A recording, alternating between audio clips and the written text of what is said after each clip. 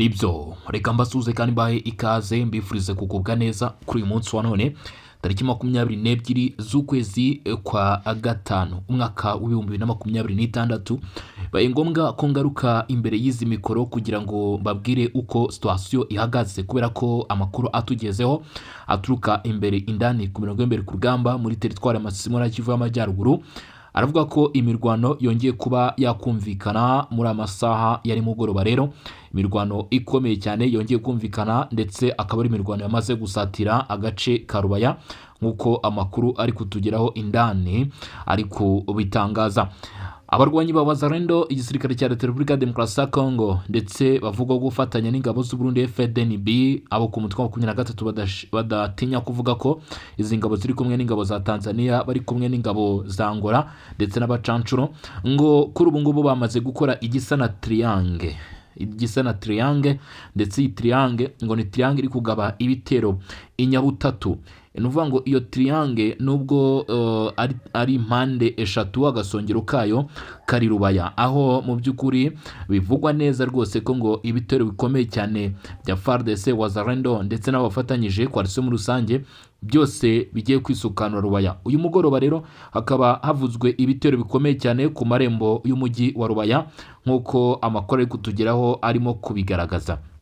Nyuma yuko kuri ubu ngubu nyuma yuko igisirikare cya Wazalendo ndetse na FARDC mu rusange bari bamaze gucakira agace ka angaha Cyugi ndetse kuri ubu ngubu kandi bakaba bamaze kwerekeza no muri utu duce kabisa duhana imbibi na Ngungu, bakaba natwo bamaze kudukuramo nta kindi cyari gisigaye usibye ko kuri ubu bitewe n'urukuta rukomeye cyane kandi uremereye rwashyizweho na M23 kuza kwinjira mu mujyi wa Rubaya. Amakuru ari kutugera avuga ko bishaka kuza kugorana ni mu gihe M23 yari yasibanzwe ahangaha za Kinigi nyuma yo gurana uruva gusenya rwose ku buryo budasanzwe.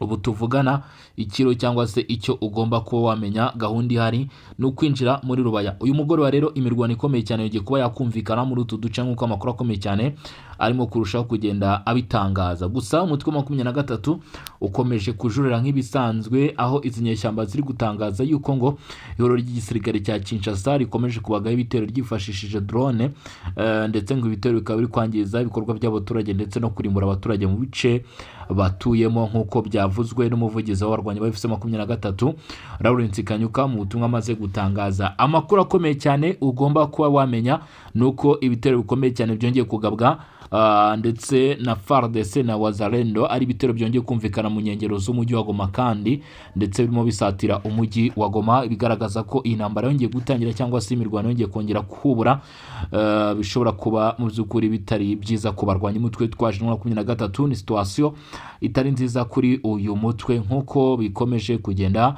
bigaragazwa cyangwa se byerekanwa. FC23 irasabwa ingufu zikomeye cyane kugira ngo ibashe guhagarika ibitero, ariko kandi ukurikije ibitero bigeze kugeza kuri ubu ngubu aho imirwano ihagaze kugeza kuri iyi saha birongera kwerekana ishusho ndetse no kugaragariza abarwanyi ba 23 ko bakeneye ingufu z'umurengera kugira ngo babashe guhagarika ndetse no gusubiza inyuma iki gitero cyangwa se iyi advance yongeye gukorwa, ndetse biravugwa ko rwose bishobora kurangira iyi advance kabisa tuyumvishe ahangaha ho muri mu by'ukuri muri Rubaya. Inyeshyamba z'umutwe wa M23 zakomeje kugenda zishimangira ko mu by'ukuri zidashyigikiye ibi bitero ndetse bagaragaza ko ibi ari ukurenga ku mahame yo guhagarika imirwano kuri gukorwa n'ubutegetsi bwa Repubulika Demokarasi ya Kongo. Ariko kandi uruhande rwa Wazalendo ndetse na FARDC bagaragaje ko nta kibazo bibabwiye kuko abenshi bano kuvuga ko imirwano ishobora kuba harimo akaboko ka Leta Zunze Ubumwe za Amerika. Ibyo byose nibyo ngiye kuba nagarukaho. Kuri tariki ya 22 z'ukwezi kwa gatanu umwaka 2026 imirwano ikomeje gukara hagati ya Wazalendo na 23, aho ubu tuvugana bivugwa ko bisunzu Prito aka gace nako kuri ubu ngubu kongeye kwibasirwa n'imirwano ikomeye cyane. Imirwano imaze iminsi ibera muri utu duce kuva mu masaha mu gitondo ndetse umunsi ukirenga bikagera mu masaha y'imugoroba nk'uko byakomeje kugenda bigaragara. Inyeshyamba z'umutwe wa 23 ku ruhande rumwe ndetse n'igisirikare cya leta ya Repubulika ya Demokarasi ya Kongo bafatanyije na Wazalendo ku rundi ruhande. Gusa kandi nanone kugeza kuri ubu ngubu haracyumvikana ibirego bitangwa n'uruhande rwa leta y'Kinshasa bivuga ko umutwe wa 23 urimo gushyigikirwa muri bikorwa n'ingabo z'u Rwanda. Gusa kandi nanone kugeza kuri ubu ngubu biravuga ko umutwe wa 23 wongeye kwijajara ugaba ibitero aho bita Bisunzu, ni nyuma y'uko kandi FARDC na Wazalendo nabo bafite itsinda rikomeye cyane ryamaze kugera mu marembo ya Rubaya. Ni imirwano mishya ibaye uyu munsi rero nyuma y'uko Wazalendo bafashe Cyugi, kamwe mu duce natwo turi muri teritwari ya Masisi, ndetse aka gace ka Cyugi kakaba karabayemo imirwano ikomeye cyane. Kuri biravuga ko itsinda rikomeye cyane yewe na General Mutayomba wakomeje kugenda yumvikana cyane hari muri biriya bice ari ryo ryerekeje mu marembo ya Rubaya. Abashinzwe umutekano kandi ku mpande zombi bakaba basabye abaturage ko bahunga kubera ko iyo mirwano ishobora kuba mu by'ukuri yababera ikintu kibi cyane cyangwa se yabagera ingaruka zitari nziza. Baravuga ko kurandi rwa FARDC Wazalendo bimwe mu bice bikomeje kugira biberamo imirwano basabye abaturage guhunga kubera ko bavuga bati ibisasu biri kugabwa bishobora kuba byabagiraho ingaruka. Abashinzwe umutekano kandi bakomeje kugenda mu by'ukuri bagaba ibitero ku birindiro bigiye bitandukanye bya Wazalendo, ndavuga ko n'umutwe wa 23 ari nako nabo basaba ko ngo abaturage bahunga. Gusa kugeza kuri ubu ngubu ibitero byatangiye ku itariki 17 Gicurasi, tukaba tugeze kuri tariki ya 22 Gicurasi. Bimaze kugaragara cyangwa se ukuri guhari nuko intsinzi igaragara cyangwa se mu kuri guhari intsinzi imaze kuboneka ni iya Wazalendo. Nibo na FARDC nibo bigaragara ko bamaze kungukirwa muri iyi mirwano ndetse no kwigarura uduce twinshi nk'uko amakuru aturuka mu bice bigiye bitandukanye akomeje kugenda abigaragaza. Imidugudu 10 muri 19 iri muri teritwari ya Masisi mu duce dukomeje kugenda tubiramo imirwano biravuga ko imaze kwigarurirwa, ndetse kandi nanone bikavuga ko kugeza kuri ubu ngubu indi nayo ikiri kuberamo imirwano. Byongeye kandi biravuga ko kugeza kuri ubu ngubu bamwe mu banyamuryango ba AFC 23 bagera kuri 2 bivuga ko abiciwe Kibabi Bupolo ubwo bageragezaga guhunga imirwano nk'uko amakuru aturuka muri ako gace abivuga. Kibabi Bupolo niho bafatiwe, ndetse ibingibi birahurana no kuba hari amakuru ari guturuka ku nyeshyamba za 23 avuga yuko uwitwa General Sultan Emmanuel Makenga yasabye yuko nta murwanyi wa 23 ugomba gusubira inyuma, ndetse umugabo wita General Buduwingaruye umunyarugamba cyane niwe uyoboye urugamba rw'ahangaha nawe kandi bikavuga ko rwose ngo ashaka kuba atakwereka imbabazi cyangwa se impuhwe. Abarwanyi 23 biri kuva ko baba barashwe ngo baba barasiwe bita Kibabi Bupolo na bagenzi babo ubwo bageragezaga ibikorwa byo gutoroka nk'uko cyangwa se guhunga imirwano nk'uko amakuru ari kutugeraho arushaho kugenda abitangaza cyangwa se akomeje kugenda abigaragaza. Cyakoza ntabwo yigeze atangazwa imyirondoro yabo cyangwa se amazina yabo, ariko ni igikorwa kimaze kuvugwa rero muri ako gace. Biravuga ko barashwe na bagenzi babo bagerageza mu by'ukuri gutoroka. Biravuga kandi ko inyeshyamba zongereye imbaraga muri Rubaya, umujyi usanzwe ucukurwamo amabuye y'agaciro muri Kivu y'Amajyaruguru nk'uko amakuru menshi akomeje kugenda bitangaza. Biravuga ko nibura amakamyo 5 yaratwaye abarwanyi ba FC23 ageze muri ako gace. Aya makamyo 5 guhera kwa 4 ku munsi w'ejo tariki 21 aya makamyo yari yamaze kuhagera, ndetse aya nyuma bivuga ko rwose aribwo yahageze atwaye abarwanyi ba FC23 baje gutanga ubufasha ndetse na ramforo nyine ku basanzwe bari ku mirongo y'imbere ku rugamba bakomeje kugurwa ku buryo budasanzwe n'ibitero bikomeye cyane birimo gutegurwa na FARDC ndetse na Wazalendo. Ku rundi ruhande bamwe mu bakurikirana hafi baravuga ko ingabo za Repubulika ya Demokarasi ya Kongo ziri gukora ibikorwa bikomeye cyane mu bice bigiye bitandukanye, ariko bamwe mu Wazalendo bakavuga ko batari kubona ubufasha buhagije buri guturuka kuri FARDC, bityo bakavuga ko bishaka kubabera intege nkeya ku mirongo y'imbere ku rugamba. Iminsi igera kuri 5 irashize imirwano iri kuba hano muri teritwari ya Masisi. Impungenge ku bijyanye n'imibereho y'abaturage ndetse n'umutekano wabo, kubera ko iminsi 5 ni iminsi myinshi. Iminsi 5 ni iminsi myinshi.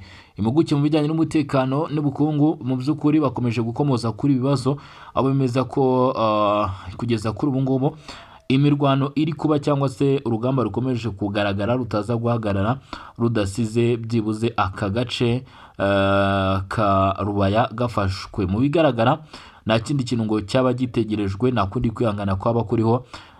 FARDC ndetse na Wazalendo ngo bakaba bari kugaragaza ishyaka hakurikijwe rero biri kuvugwa n'abasesenguzi bari gukurikirana ibijyanye n'urugamba, ngo FARDC ndetse na Wazalendo baragaragaza ishyaka ryo kwifuza kwigarura ndetse no gucakira rwose mu by'ukuri aka gace kahangaha muri Rubaya, ngo barashaka kuba bagafata rwose.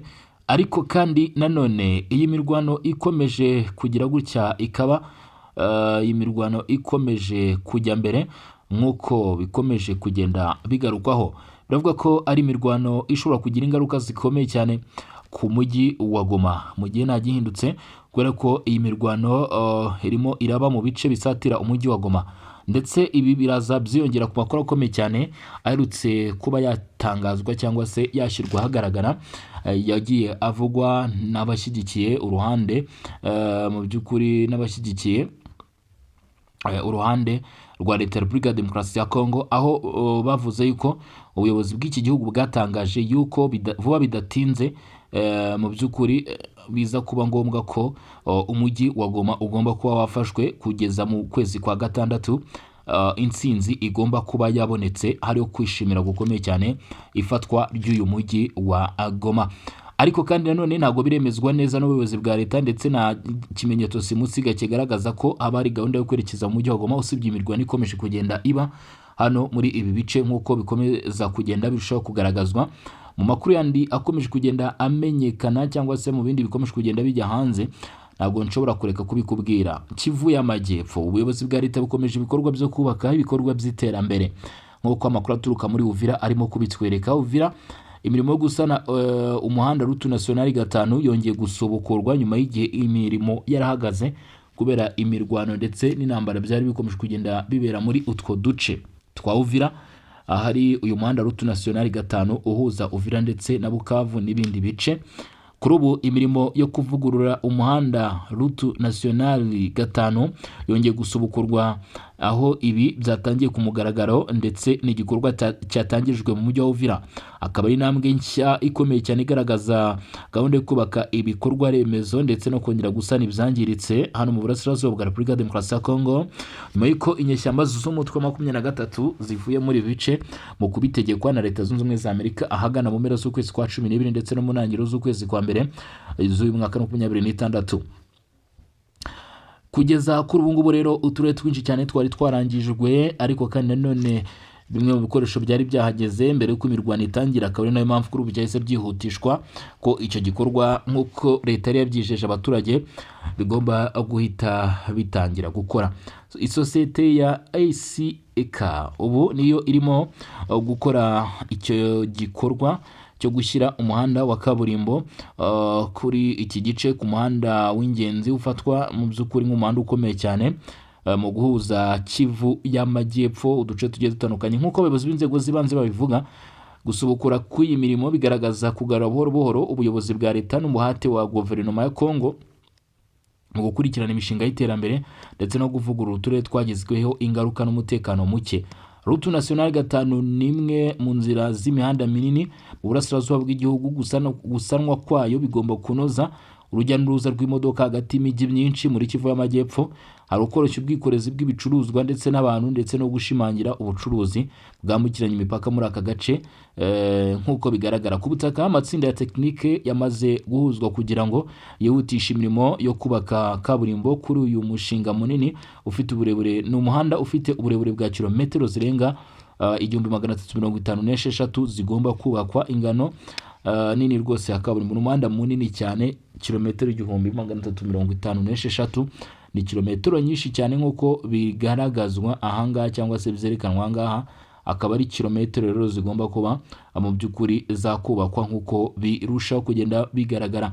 Igisirikare cya Leta ya Repubulika ya Demokarasi ya Kongo FARDC rero nyuma y'uko bagaragaye ko aribo bari gukurikirana ubuyobozi bwanga muri Kivu y'Amajyepfo, bakaba bahise batangiza ibikorwa bikomeye cyane, cyangwa se igikorwa gikomeye cyane cyo kongera gusubukura cyangwa se cyo kongera mu by'ukuri kubaka iyi mihanda. Ni imihanda yari iri mu ngengo y'imari cyangwa se ari muri gahunda yo kubakwa, ariko haza kubaho ikibazo kimeze gitya. Haje kubaho ikibazo ko hatangiye imirwano ikomeye cyane yatangiye mu bice bya Kamanyola. Iyo mirwano ni imirwano yaje kwibasira rero ibi bice, hanyuma ituma mu by'ukuri iza gutuma ibikorwa bihagarara byo kubaka imihanda. Hanyuma bimwe mu byari kwifashishwa mu kubaka iyi mihanda biza guhagarara, ubwo nk'ibirimo godoro byaje gusahurwa, ndetse bivuga ko hari n'imodoka zimwe na zimwe zatwawe. Bimaze kubaho rero mu by'ukuri, cyangwa se bimaze kugenda gutyo nk'uko byagaragaye, habaye ngombwa ko Leta Zunze Ubumwe za Amerika zisaba rwose ko mu by'ukuri izi nyeshyamba za FC23 zisubira inyuma.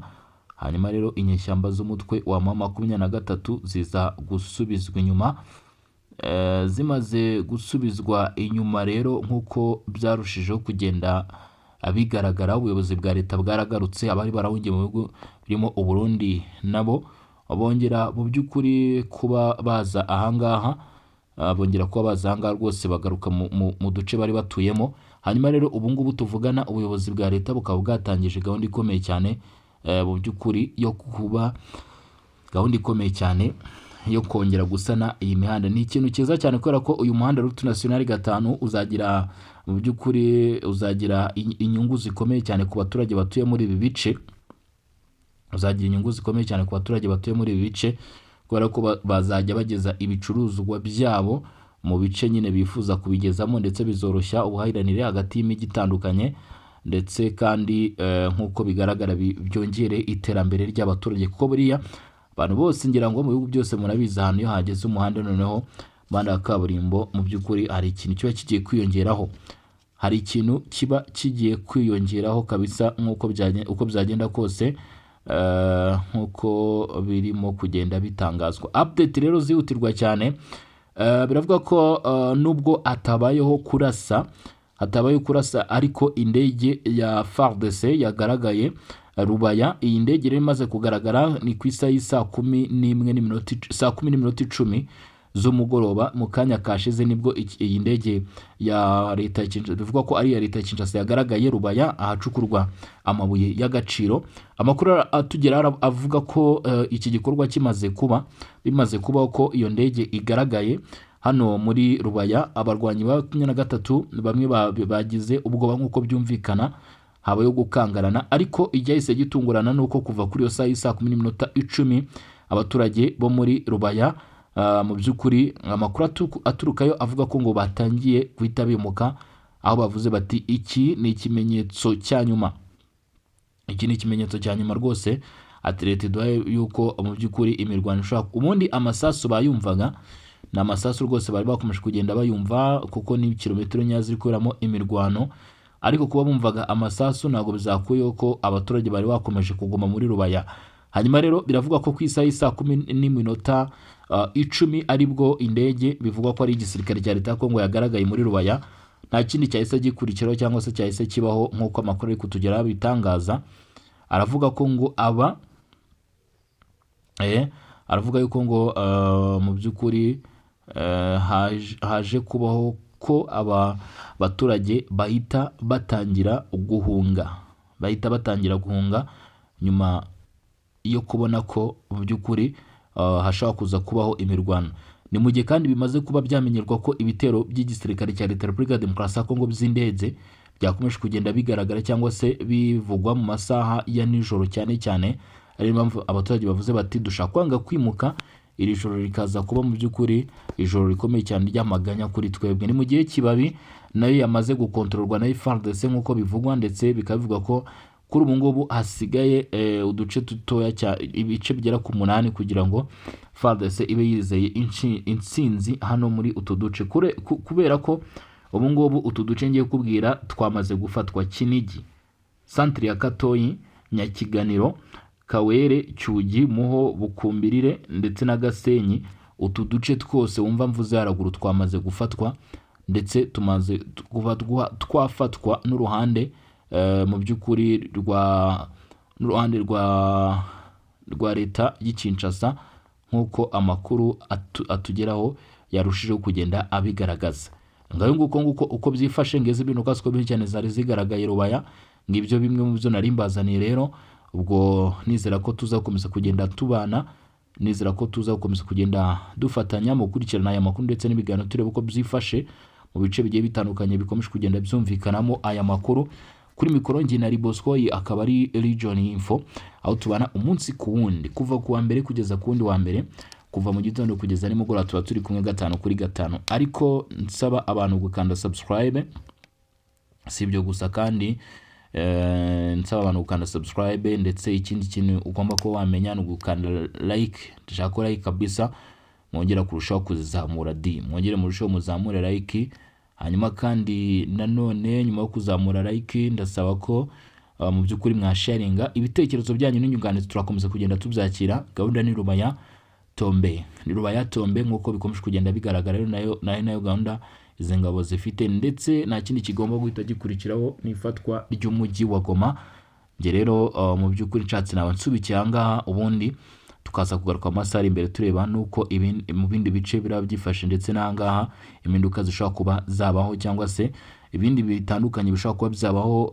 Haza kuza mu by'ukuri mbabwira uko biraba byifashe. Mukomeze kugira ibihe byiza, mukomeze kuryoherwa n'ubuzima aho muri mu bice bigiye bitandukanye, mu masaha agiye atandukanye mwese kabisa, abari mu Burundi, Uganda, Repubulika Demokarasi ya Kongo, mu Rwanda, Kenya, Tanzania ndetse n'ahandi, mudahwema kutugaragariza urukundo no kutwereka ko mudukurikiranye. Reka mbifurize ibihe byiza, mbateguze ko tuza gusubira mu masaha imbere turana n'ibiraba bigezweho. Ciao ciao, hasta la vista.